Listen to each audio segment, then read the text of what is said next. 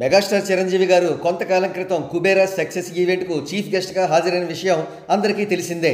ఆయన తనదైన స్టైల్లో అందరినీ అలరిస్తూ సెన్స్ ఆఫ్ హ్యూమర్తో జోక్స్ వేస్తూ చక్కటి స్పీచ్ ఇస్తే దానిని వక్రీకరించి కులగజి వెబ్సైట్స్ T360, స్నాక్స్ గాడు అలియాస్ M9 న్యూస్ వంటివి చిరంజీవి గారి స్పీచ్ను వక్రీకరించి ఆయన డ్రింక్ తీసుకున్నారని వ్రాసాయి.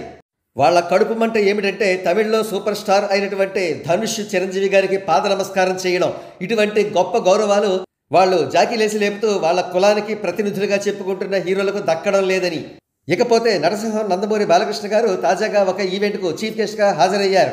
ఆ ఈవెంట్లో బాలకృష్ణ గారి ప్రవర్తన కాస్త అసహజంగా అనిపించింది. ఆయన చేష్టలను చూసిన వారికి ఆయన డ్రింక్ తీసుకున్నారనే అనుమానాలు కలిగాయి. కాకపోతే ఈ విషయం గురించి T360 గాడు కానీ స్నాక్స్ గాడు కానీ ఒక్క ముక్క కూడా వ్రాయలేదు.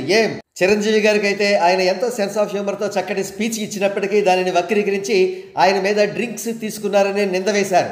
మరి బాలకృష్ణ గారు నిజంగానే అటువంటి పరిస్థితుల్లో కనిపించినప్పుడు ఆయన గురించి ఒక్క ముక్క కూడా వ్రాయలేదేం అని నెటిజన్స్ అందరూ ప్రశ్నిస్తున్నారు. ఇదే విషయాన్ని రిఫ్లెక్ట్ చేస్తూ నెట్లో వైరల్ అవుతోన్న ఒక పోస్ట్ ఎంతో వాస్తవికతతో కూడి ఉంది. అదేమిటో చదువుదాం.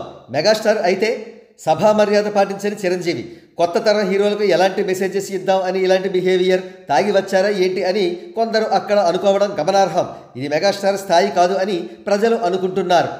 మన స్టార్ అయితే అంటే బాలకృష్ణ గారు అయితే చంటి పిల్లాడి మనస్తత్వం బాలయ్యది. అందరితో ఆడతా పాడతా సరదాగా ఉండడం ఆయనకి అలవాటు.